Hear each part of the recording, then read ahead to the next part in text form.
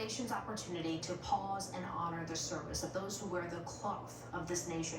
And while today's service members are often celebrated when they come home from duty or conflict, that wasn't always the case, especially for those who returned from Vietnam.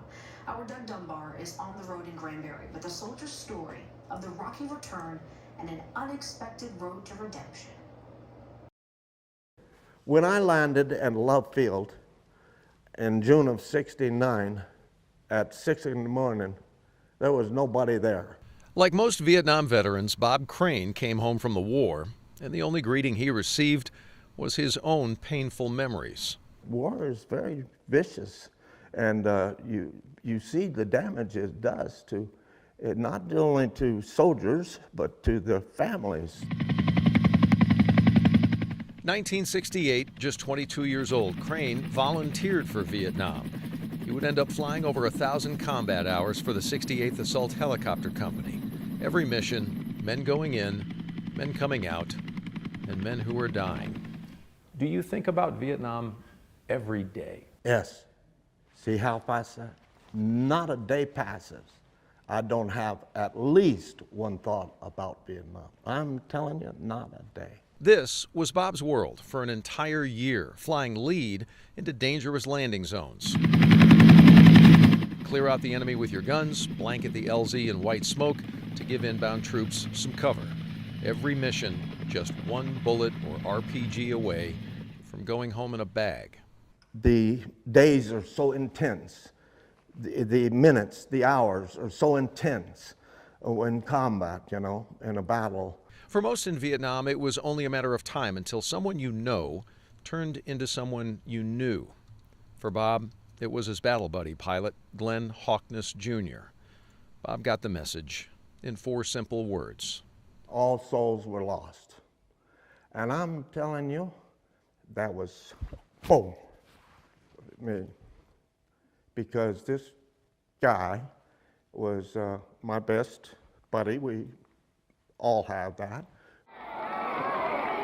Vietnam veterans came home to a nation bitterly divided over the war. That bitterness included one of Bob Crane's post-war college professors who ridiculed his service right in front of the entire class. Bob shut himself down. He shied away from talking about his service for nearly 4 decades. His silence, even to his wife Marie of over 50 years, came at a high cost. I became an alcoholic bad, like many veterans who I admit it because I want to inspire those that have had that similar problem. When Bob walked into the VA clinic in Fort Worth in 2008 to ask for help, suddenly decades of hurt, guilt, sadness all came pouring out in therapy sessions that Bob says saved his life. But they're the ones that pulled it out of me, and they pulled things out of me that I didn't realize were there. The journey to nearly 15 years of sobriety finally allowed for the goodbye that Bob never got to give. In these moments, at the Vietnam Wall in Washington, a final salute to battle buddy and friend, Glenn Hawkness Jr. It was emotional. It was, you know, it's a tsunami of emotional. You're overwhelmed. I was overwhelmed, and I felt embarrassed and humiliated, and to me, because I'm breaking down. You know, men don't break down like that. But heroes with hearts do. I wonder, would you do it again? Serve?